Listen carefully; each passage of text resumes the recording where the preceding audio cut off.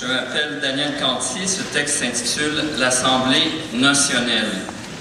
Je souhaite profiter des minutes qui me sont allouées pour vous proposer une vision à grande vitesse de l'avenir. Nous excellons au Québec à faire circuler l'électricité. Nos ressources naturelles sont notre principal atout. Mon plan est simple comme un jeu d'enfant.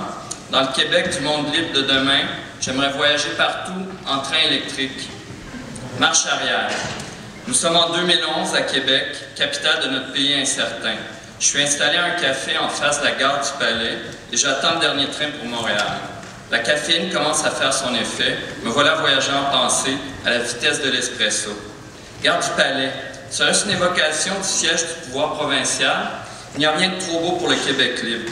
En plus d'un château Frontenac, d'une assemblée nationale, notons l'attention des termes, pourquoi ne pas se doter d'un palais? Mais s'il s'agit bel et bien de la gare du Palais, où est le dit palais et surtout, quel est son royaume? Je me penche vers le soleil du jour. Il ne doit pas se passer grand-chose. À la une, il est question de la construction possible, probable, très coûteuse, d'ici quelques années, mais pas tout de suite et peut-être un peu plus tard, d'un train à grande vitesse reliant Montréal à Québec, à Toronto et même Windsor au Mont-Royal, bien qu'on ne comprenne pas tout à fait pourquoi. L'article mentionne 2017, encore 5 ans à attendre. Il me reste tout au plus 2-3 gorgées dans ma tasse de café. Sur la photo, les fonctionnaires qui pilotent le dossier sont confortablement assis à la table des négociations, avec l'air de différer d'opinion, les sourcils froncés, chacun selon la ligne du parti. J'ai d'ores et déjà un train à prendre et je n'ai pas le temps d'attendre le leur. Quand je lève les yeux vers la gare du Palais et que je songe à ce qu'elle a pu être, je me souviens d'un épisode de la bande dessinée de Winsor McCay, Little Nemo in Slumberland, publié dans 2 journaux de New York au début du siècle. À chaque soir, le petit somnonaute est emporté vers le royaume de Morphée, dans l'espoir toujours reporté d'une audience avec la princesse de la Lune. Il se fait des amis inexistants, il expérimente avec la substance mystérieuse du monde. À un moment de ses aventures, Nemo troque son lit pour un zeppelin dernier cri et s'égare dans le ciel de Québec après un détour du côté d'Ottawa. Devant la splendeur du Parlement du Dominion of Canada, un de ses compagnons de voyage, Flip, dont l'embonpoint et la redingote ne sont pas sans rappeler notre baron national du rail, le viaduc Van Horn, écarte son cigare de ses lèvres pour s'exclamer « Vous ne m'aurez pas, un tel bâtiment n'existe pas sur Terre. » Qui se détrompe, à part Nemo et toi, cher Flip, ce qui n'existe pas vraiment, c'est le palais de la gare. Nos pensées, toutefois, peuvent y pénétrer à notre place. Le palais immatériel, qui est le double nominal de la gare, porte à croire qu'entre un parlement et une station de train, il y a surtout une différence de degré. Chacune de ces institutions accueille une assemblée citoyenne. L'une prend forme à travers le flot hasardeux des départs et des arrivées, l'autre s'accommode des aléas de la représentation législative. Des gens passent, d'autres sont obligés de se parler. La gare et le Parlement sont des miroirs de la diversité des destins appelés à se croiser dans cette sublunaire abstraction qu'on désigne sous l'appellation générale de société. Nemo n'aurait qu'à se projeter en passé dans la salle des pas perdus pour rejoindre l'Assemblée nationale où les rêveurs réunis éprouvent ensemble l'élasticité de toute loi, genre l'imagination au pouvoir. Il ne suffit pas de rêver ses rêves. Pour qu'il existe un peu plus, encore faut-il s'en souvenir. J'en ai pour 3h30 avant de revenir à Montréal. Je m'ennuie des plaisirs simples de la page des bandes dessinées. Les fonctionnaires, qui n'ont pas tendance à se compliquer la vie, ont une rare aptitude à compliquer les nôtres.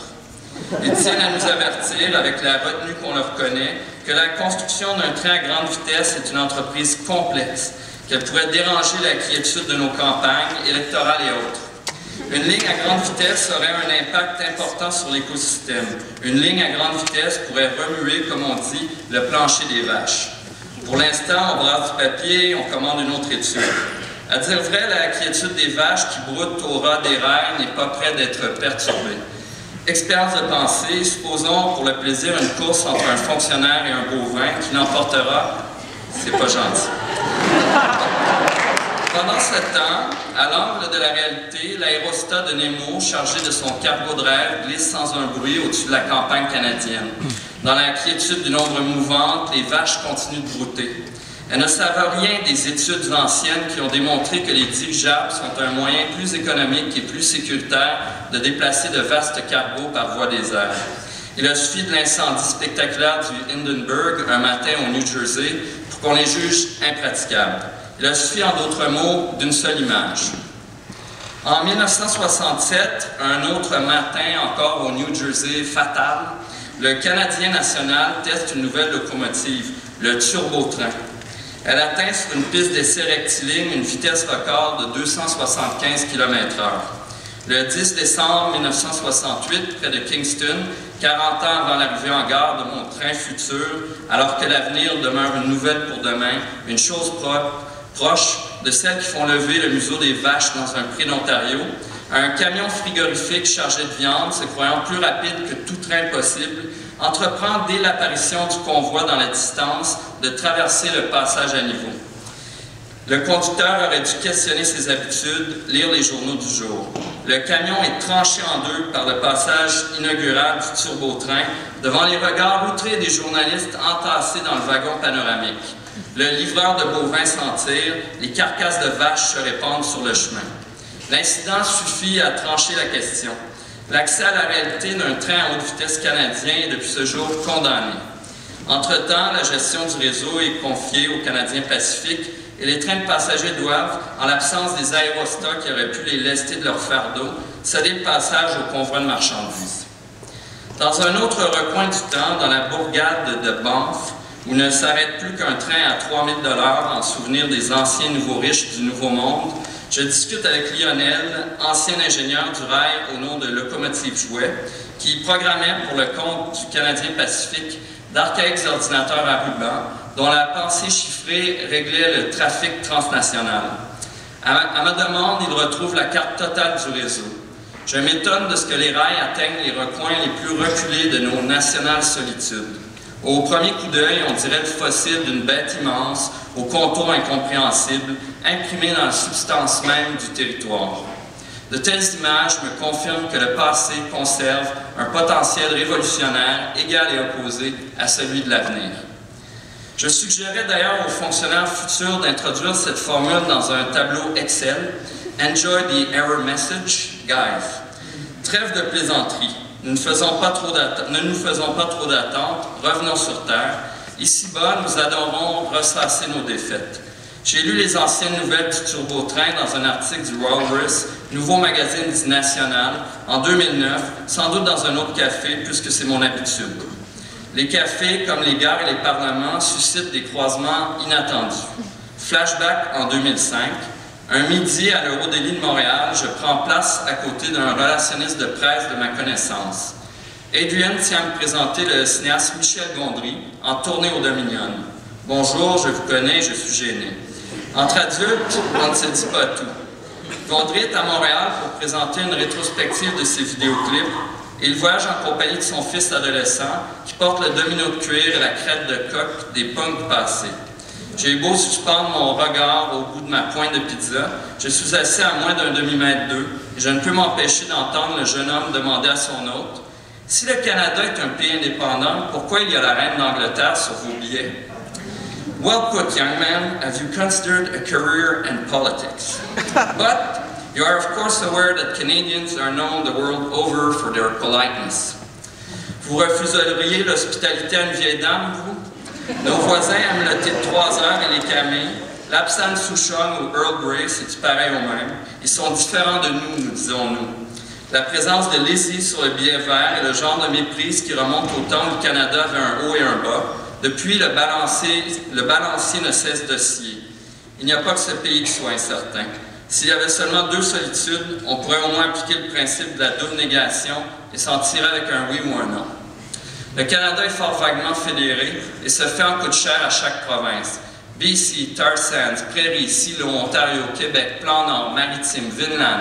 Je voudrais glisser en train électrique de Québec à Montréal, de Montréal à Toronto, de Toronto aux Prairies jusqu'à Vancouver, en Cascadie, atteindre San Francisco, reprendre la droite vers Chicago, rejoindre la côte Est et New York, prendre le thé de 3 heures à Boston et rentrer librement au Québec avant le coup de minuit.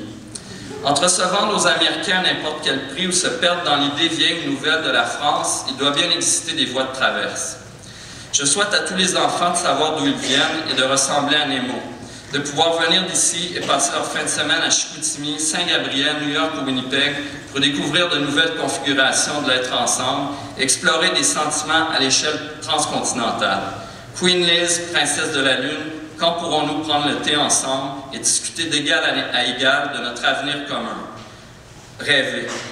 Et là, chacun cherche, à l'angle du 49e parallèle, à fuir dans sa propre direction, en faisant semblant d'ignorer que les chemins les plus fréquentés mènent tous aux capitales.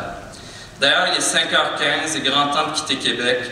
Je me lève. J'avais oublié de vous dire que Flip a eu ce dernier mot en s'émerveillant du Parlement d'Ottawa. Vous nous avez ramenés à Slumberland et c'est le palais du roi. C'est le propre des trains de revenir à leur point de départ. Je passe les portes de la gare du Palais, je tends mon ticket au contrôleur, tout est en ordre, je prends place à mon siège. Je me souviens qu'autrefois, il y avait un ciel d'été peint au plafond des wagons. Invisible au-dessus de nos têtes, Nemo, Flip et leur équipage naviguent, loin du plancher des vaches, dans la quiétude d'un passé inabouti. Cher Nemo, cher Flip, distingués collègues de l'Assemblée nationale, dites-vous qu'ici-bas, nous ne demandons pas la Lune, mais simplement de nous rappeler combien il peut être doux de vivre quelque part sur Terre. En cet après-midi de 2011, j'ai 3h30 pour m'en souvenir, et si je n'en dis mot à mes compagnons de voyage, j'ai bon espoir qu'ils partagent mes pensées.